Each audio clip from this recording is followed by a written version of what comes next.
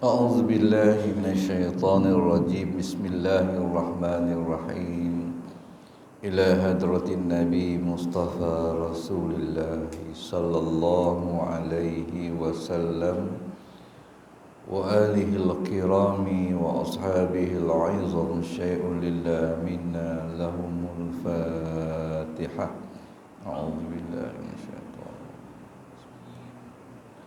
الحمد لله رب العالمين إياك نعبد وإياك نستعين اهدنا الصراط المستقيم صراط الذين أنعمت عليهم الضالين آمين بسم الله الرحمن الرحيم الحمد لله رب العالمين والصلاة والسلام على أشرف الأنبياء والمرسلين وعلى آله وصحبه أجمعين اللهم افتح علينا حكمتك وانشر علينا من خزائن رحمتك يا أرحم الراحمين والحمد لله رب العالمين. السلام عليكم ورحمة الله وبركاته.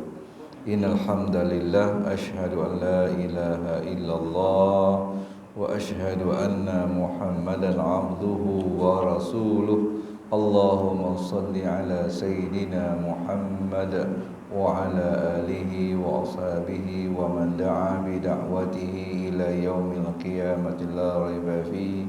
Subhanaka la ilma lana illa ma 'allamtana innaka antal alimul hakim wa la hawla wa la quwwata illa billahil aliyyil azim. Rabbi shrah li sadri wa yassir li amri wa hlul 'uqdatam min lisani yafqahu qawli.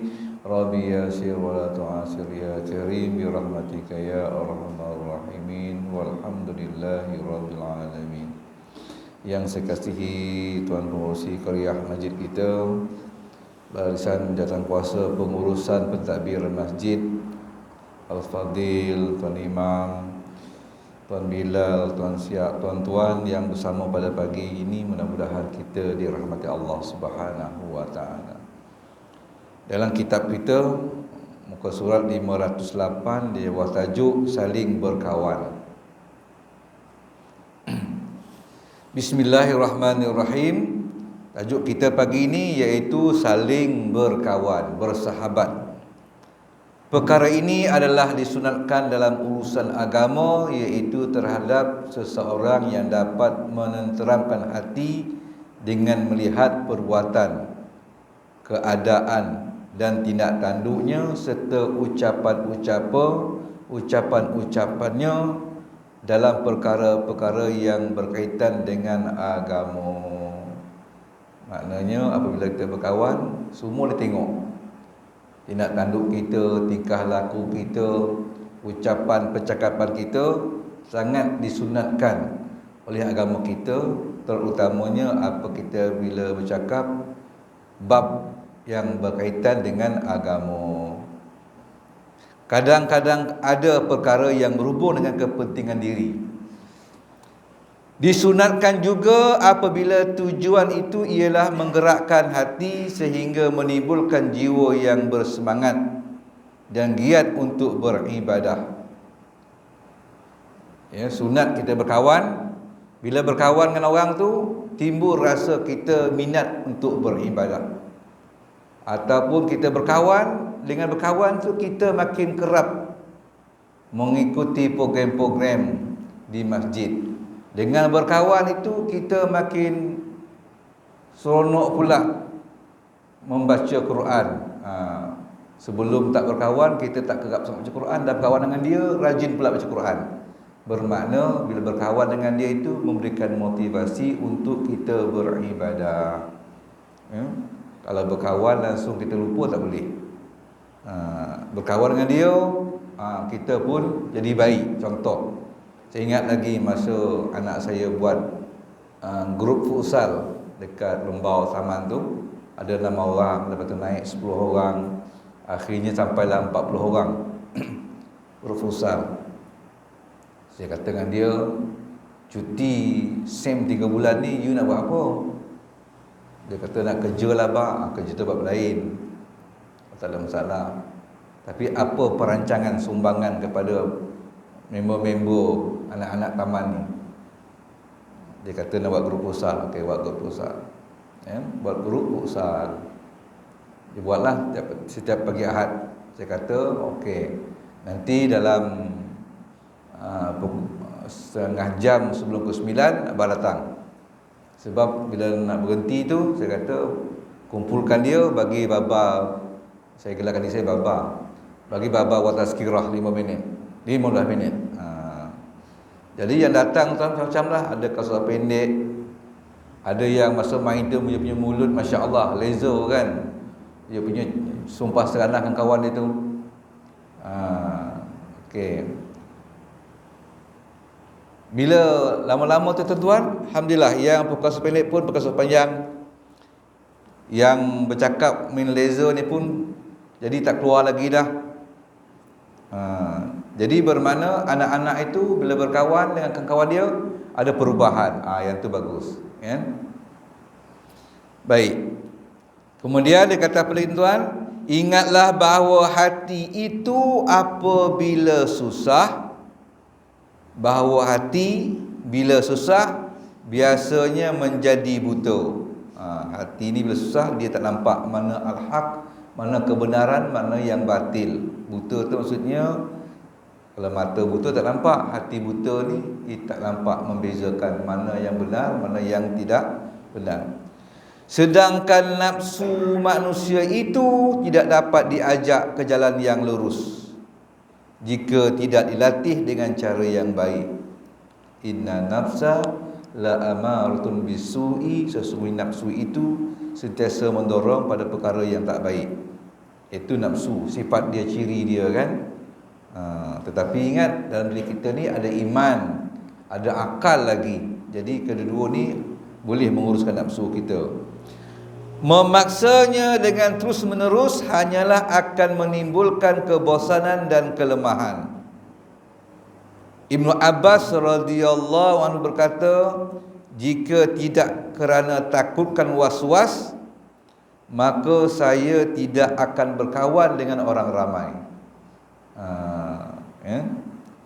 Jika tidak takutkan was-was, maka saya tidak akan berkawan dengan orang ramai. Berkawan dengan orang ramai itu dia dapat menghilangkan penyakit was-was dia. Kerana nak hilangkan penyakit was-was, maka dia berkawan dengan orang ramai. Oleh sebab itu, seseorang yang suka memencilkan diri pastilah memerlukan kepada seorang kawan. Walaupun kita ni jenis orang yang tak berapa kawan orang, macam mana pun dalam hidup kita mesti berhajat kepada kawan. Kadang-kadang jiran lebih utama, cepat dan pantas memberikan bantuan berbanding adik-beradik jauh dari kita, kan. Saya ingat lagi masa tu, Wallahualam tahun bila saya tak ingat dah. Masa tu saya bertugas lagi. Pukul 2 pagi saya terdengar, 2 pagi terdengar orang minta tolong. Tolong. Saya pun sedar. Saya kata dalam rumah saya, bangunlah, ada minta tolong. Orang saya kata, saya tak dengar pun. Saya pun buka tingkap. Bila buka tingkap rumah tu, dengarlah kuat sikit.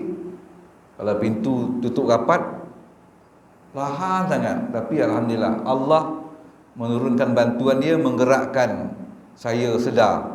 Dengan walaupun perlahan tertolong tu, sebab dah rapat pintu, perlahan terdengar. Dia buka tingkap, terdengar kuatlah. Saya ingat rumah anak saya sebelah tu. Saya panggil dia. Lepas tu buka pintu, dengar rumah jiran sebelah rumah. Rupanya api dah marak, tuan-tuan.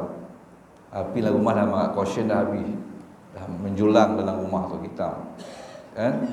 Dia dah terperangkap, nak keluar tak boleh sebab yang terbakar tu laluan ke pintu utama. Ikut grill macam ni lah. Ada apa ni, tingkap ada grill. Macam mana pula atap dah penuh hitam, boleh pensan kan. Saya tengok apa ni, cushion ni, sofa tu dah kayu semua, dah terbakar marak kan.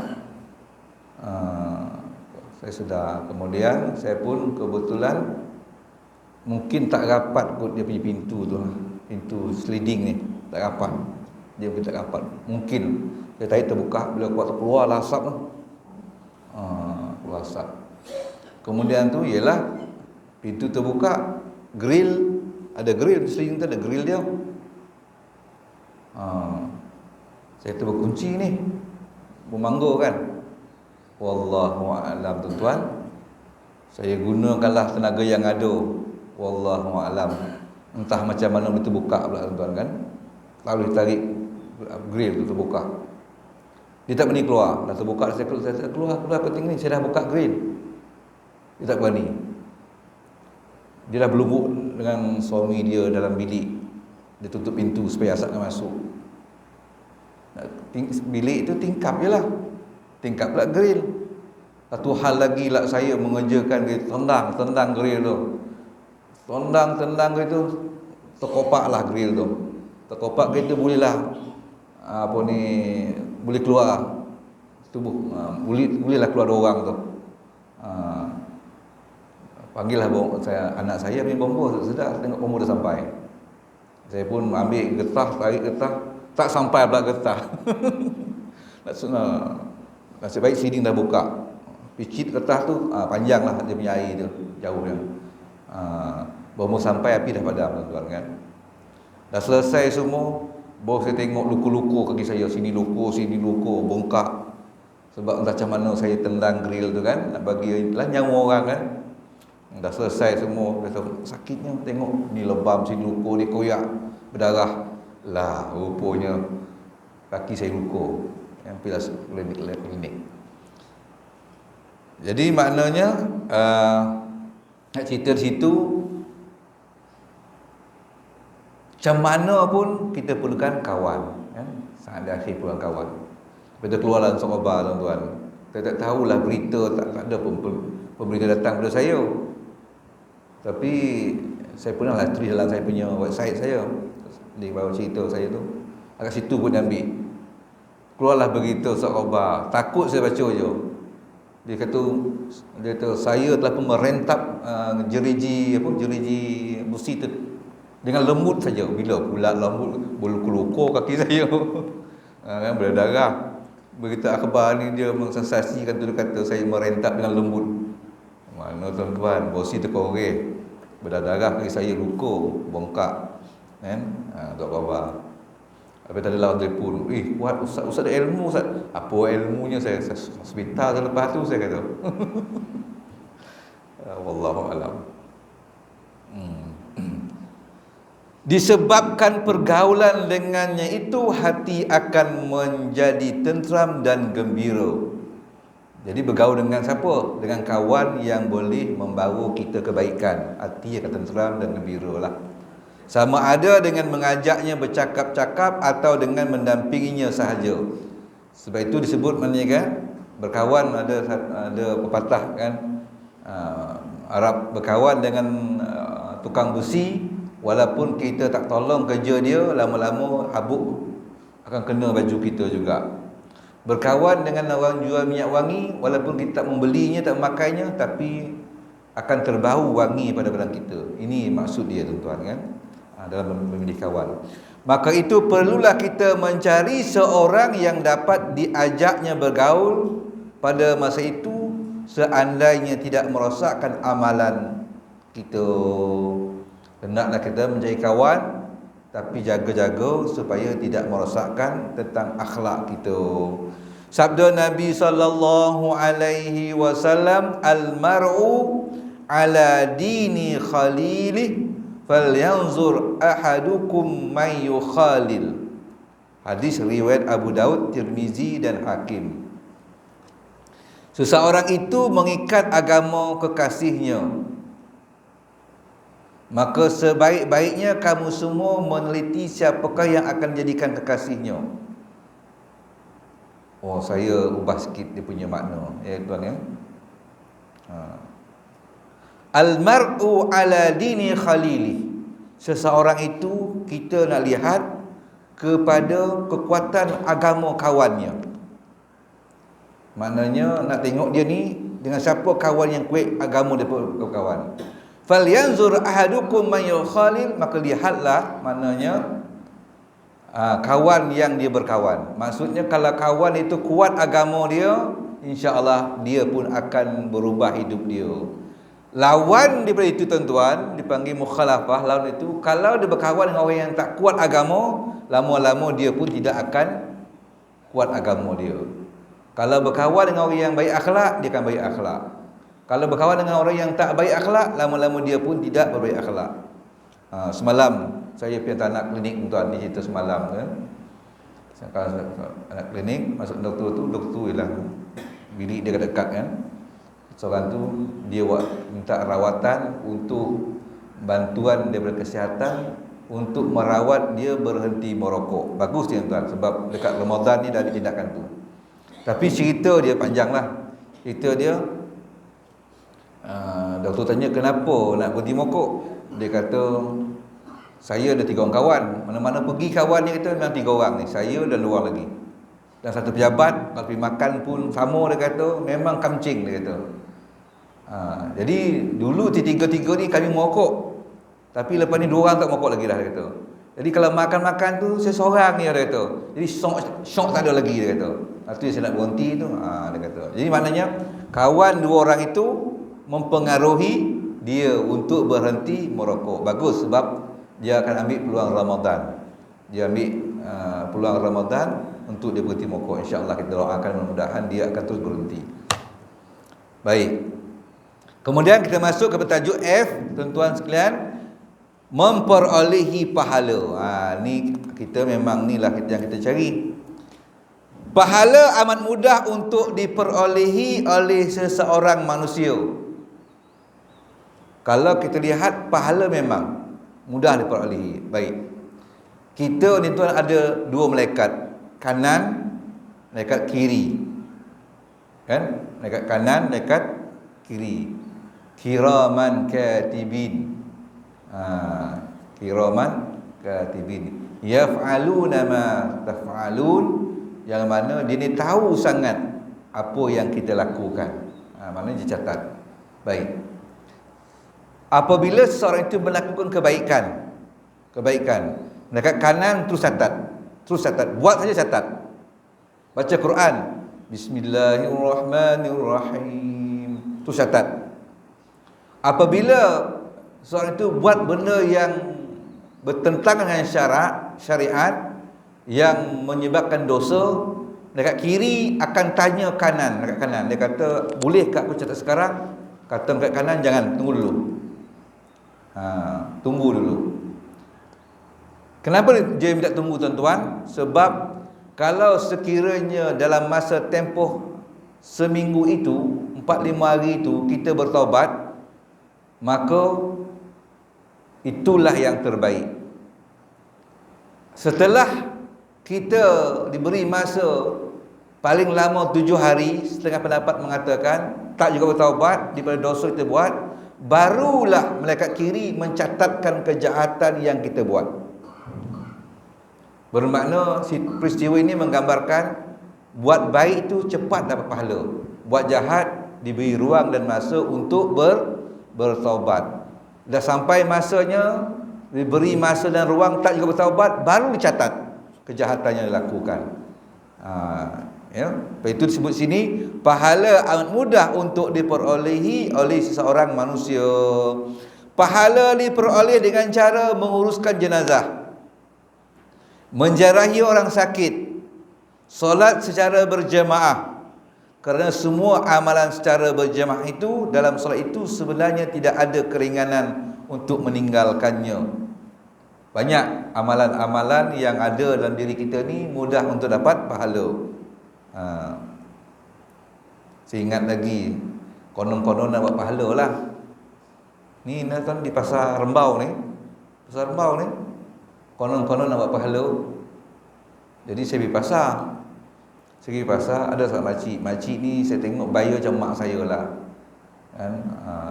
80, 81, 82 gitulah umur dia. Ada ikan parang. Belahan, saya tak ingat lah, belah ekor ke belah tengah gitu, ikan parang lah.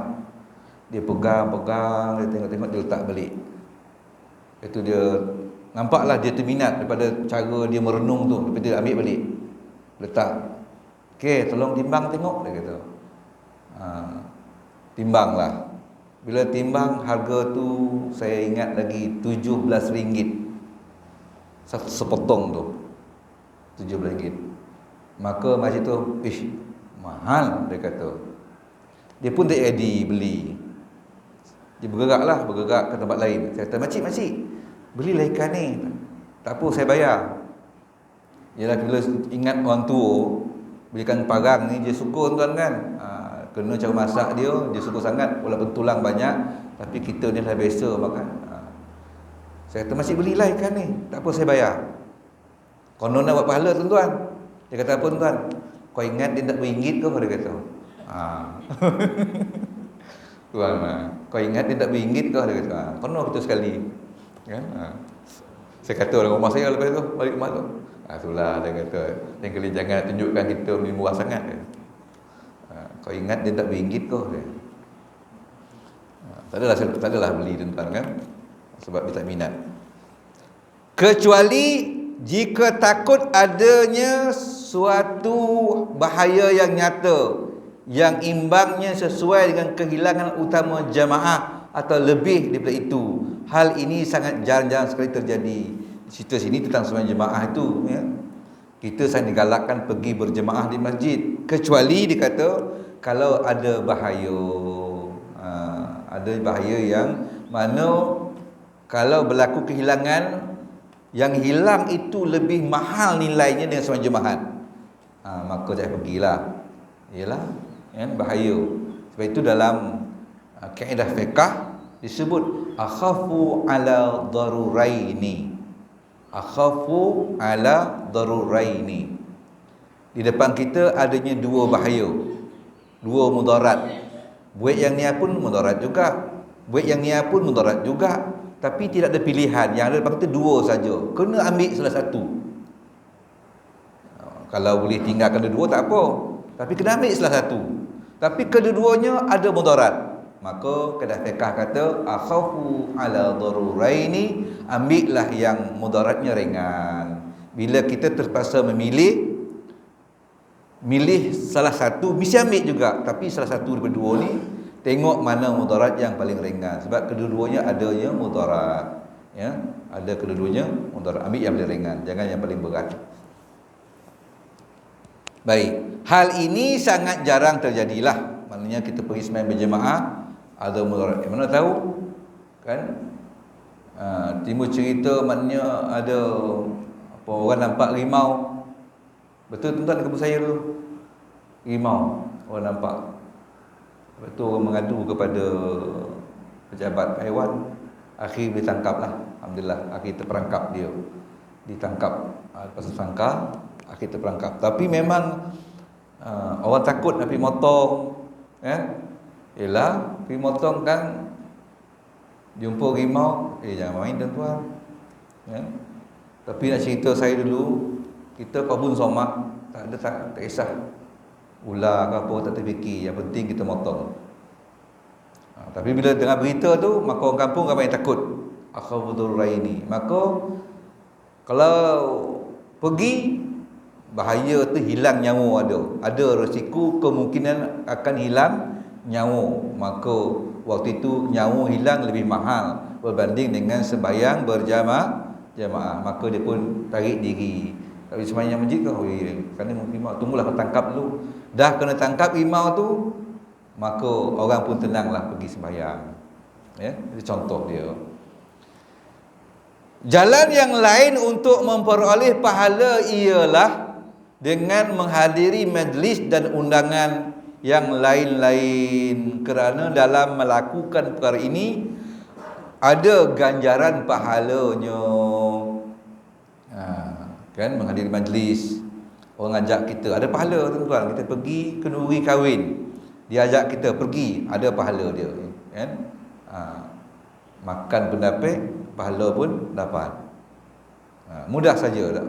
Menghadiri majlis atau undangan dapat memberikan kegembiraan hati sesama Muslim. Tuan rumah gembira sebab tengok kita datang, kan. Lebih-lebih lagi kita datang tu pula besok pagi nak pergi, malam ni kita melapah daging, kocokkan daging, kita bersama-sama datang.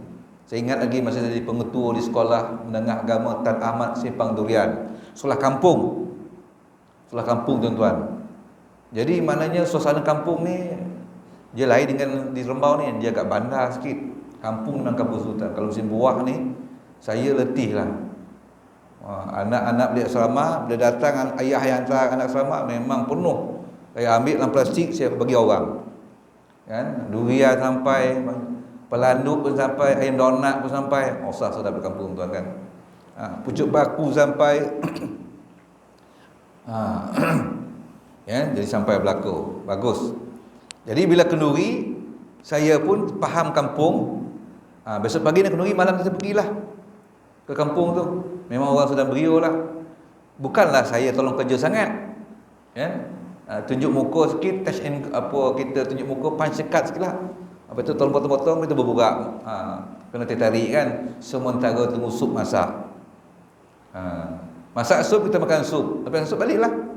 Tapi markah yang diberi oleh kampung bagus, tuan.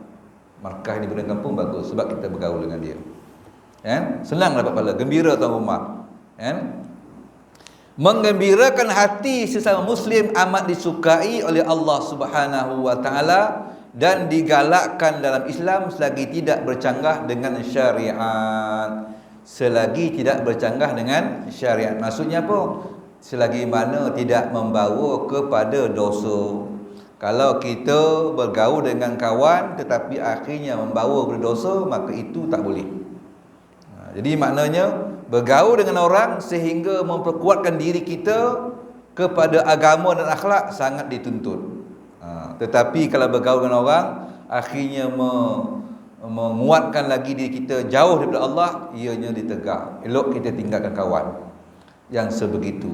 Kawan ni kalau boleh kita berkawan, kita makin rapat dengan Allah. Kalau kita berkawan makin jauh dengan Allah, elok kita tinggalkan, ya, sebab mungkin kelemahan kita yang tak mampu bertahan. Tapi kalau kita kuat lagi bagus, kita dapat mempengaruhi dia. Bila berkawan dengan dia, kita dapat mempengaruhi dia. Itu alhamdulillah, ya. Saya tengok antara peribadi yang macam ni, antaranya saya tengok di kalangan kawan-kawan yang ikut jemaah tabligh. Dia kawan dengan orang, kadang-kadang anak tu jadi baik, ke masjid kuat, kan. Yang tu baguslah, kan. Tapi kalau berkawan dengan geng motor, lama-lama tu dia pula memeras motor. Tengok-tengok dapat piala, kan. Saya ada seorang kampung saya anak bujang. Dulu ada bujang. Dia ni kelarikan motor, tuan. Kalau jawab motor di kampung tu, kalau tak naik dabu jalan tu bukan dia lah. Dia dah lopeh dah, tapi dabu dah lagi. Orang kampung semua kata, "Hei, dia ni kau motor." Lopeh tu tuan-tuan, dia masuk kelab motocross ni. Kelab motocross.